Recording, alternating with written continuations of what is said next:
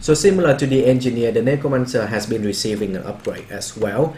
And so one of the major impacts that they have made for the Necromancer is in relation to the Deathly Chill. Now the Deathly Chill will now increase the bleed stack to 3 for 5 seconds in the PvE game mode only. This is a major upgrade. The reason for that is because the Necromancer has a lot of chill effects, starting from your Reaper Shroud. For your weapons, you have, for the Scepter and Dagger, you don't have that many chilling skill. However, for your weaponary's weapon set, if you decided to use the Greatsword, you also have the chill as well. And if you use the staff, you also have the option to go with the chill as well from your skill 3 and your skill 5. So as you can see in here that you have a lot of chills effect on your Necromancer, and when you're inflicting the chill to the target foe, it will convert that into the bleeding stacks. And there are two major condition damage types on the Necromancers. The first one is the bleeding, obviously, and the second one is the poisons. And so having an extra stacks in the bleeding will effectively increase your overall damage, and that's something that I like, because obviously, as you can see in here, I play the condition damage on the Necro, and so seeing an increase like this, seeing the buff like this, it pleases me. So let's talk about the weapon, shall we? Now, one of the major goals for the Necromancer during this update has been to improve the Reaper's Greatsword weapon. And I look at this is my personal opinion, I look at this, the Greatsword for the Necromancer has always been, viewed by a lot of people to be the physical weapon, but now I see that it has a potential to do the condition damage as well. One of the major changes that they have made for the Greatsword is in relation to the Nightfall. The Nightfall skill will now convert the boons to conditions damage. And if you do a lot of fractals or high-end contents, then you will notice that the mobs or the boss, sometimes they will buff themselves with boons. And some of the boons can be very nasty. So for example, the might boons. So if you have the might boons on yourself, that's good. But if you have the might boons on the target foe, it will increase their condition damage and physical damage, and it stack intensively. And at 25 might stacks, you don't want that to happen. And similarly, some of the other boons can be very nasty as well. For example, the stability. Given that reason, it would be a benefit for your team to get rid of the boons. So that I refer to the boons converted aspect. And so this skill would now allow you to convert the boons to the condition damage, and so that will deal damage to them.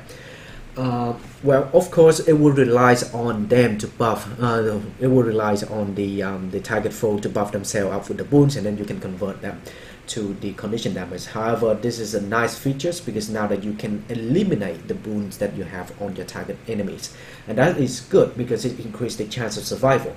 Not to mention that this skill will now blind. Well, it's not blinding, but not to mention that this skill has quite a large AOE range, as you can see in here. And to top it off, it has the ability to blind the target foes, and so if they are heavily tailored to physical damage and melee, then you can make those attacks miss. And so that's something I really like. The other ones that I also like about these changes that I have made to the Greatsword in relation to the darkness. The recharge of the skill has been reduced from 30 seconds to 25 seconds, increased damage by 30%. Now, when I look at this skill change, the only thing or aspect, should I say, about this skill change that pleases me is the 30 second to 25 second cooldown.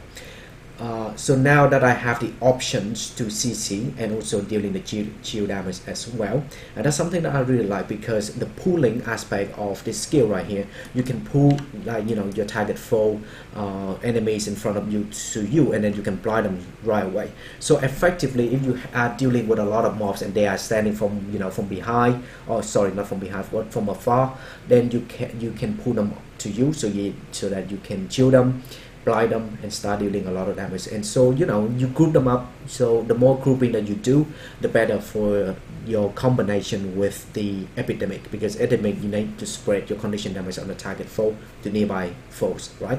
So that will play really nice for the Necromancer, and that's something that I really like.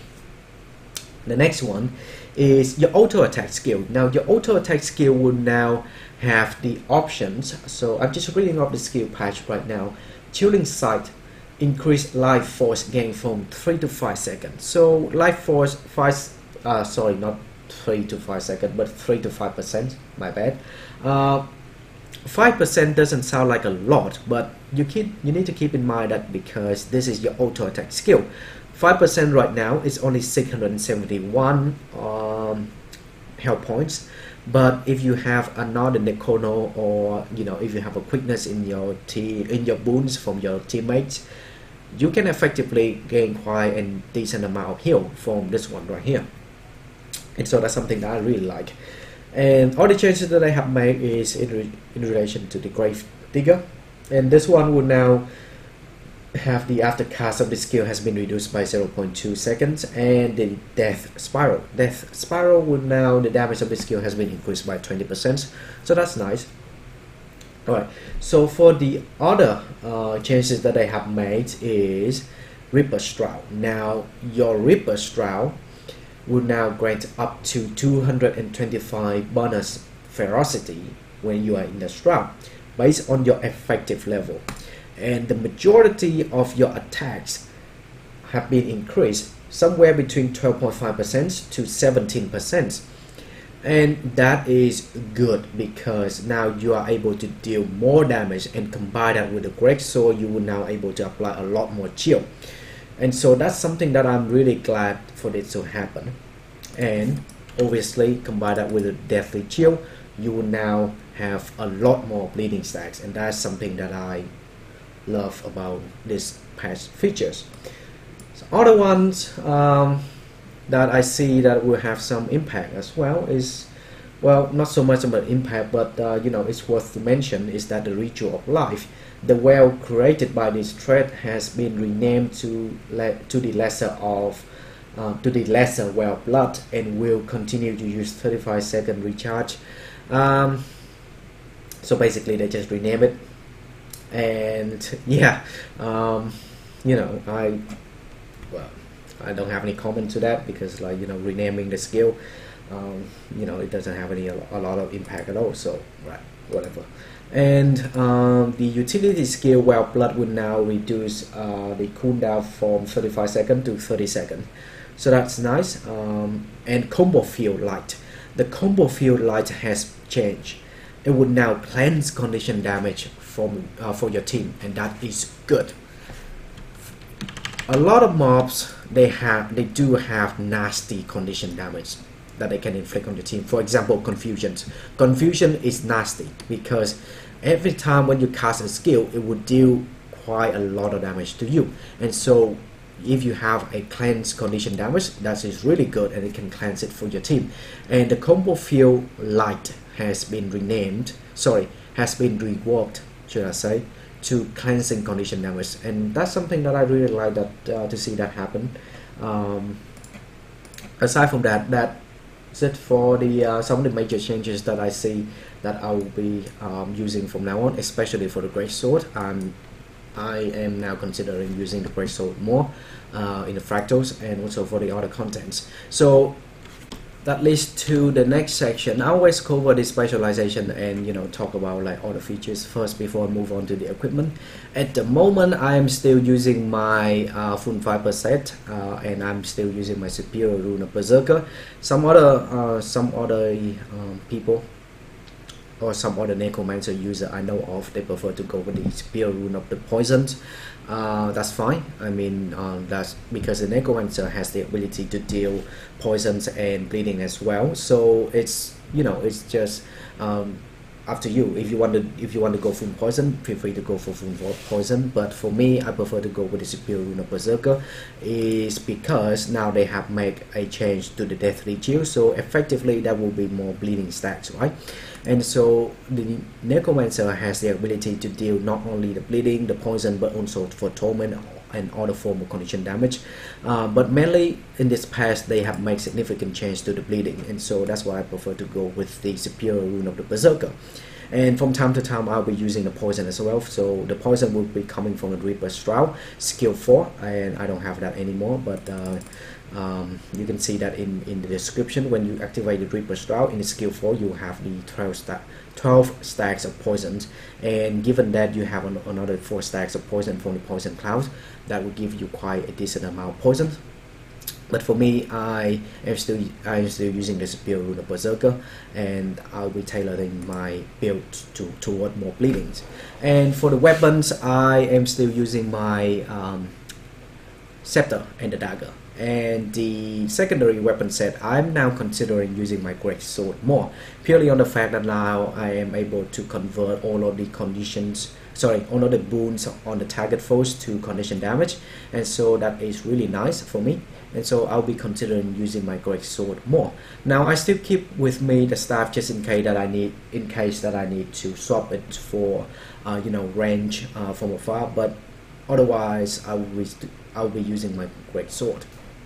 In regard to my trinkets and pack piece, I am using Vipers for almost all of my accessories, except for this one. I don't know why I still keep having the Sinisters on my Necromancer, because as you can see in here, let me swap to my Scepter and Dagger.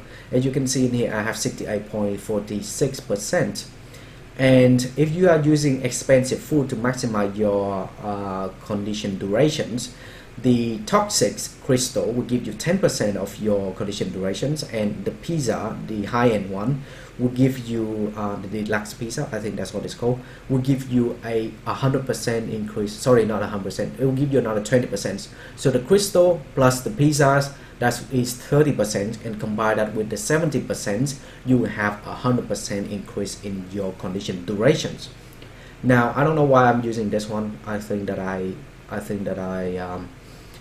messed it up, and so I will be swapping to the Vipers. So before I was using full Viper set for my trinket, and that is up to 70%, and if I decided to use my expensive food, that will give me 100% on my condition duration, and that's something that I'm made for.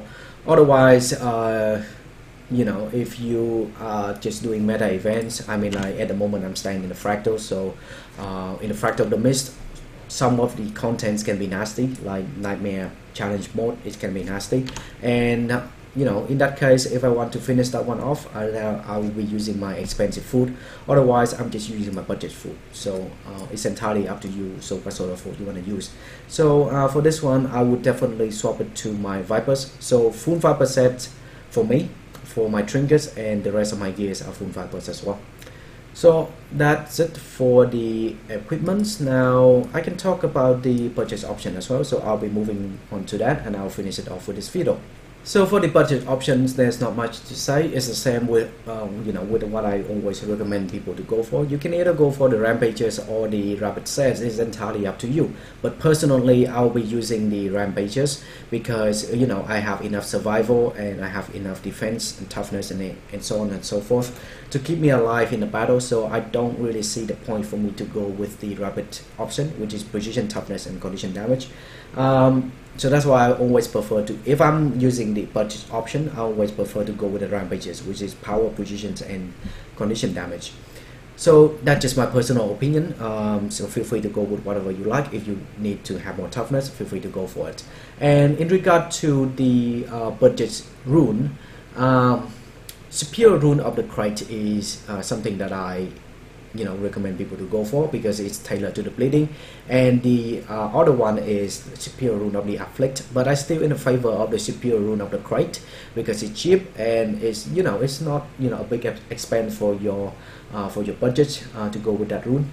Now for the weapons, if you are on the budget, just use with Rampagers or Rapid, but again I prefer to go with Rampagers, so it's entirely up to you what you want to do with it.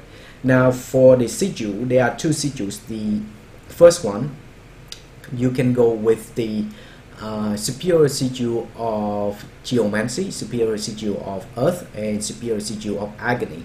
Agony will increase your bleeding durations, and the Earth will provide you with the 60% chance of inflicting 60% chance of critical damage will give you a chance to inflict the bleeding stack on the target foe.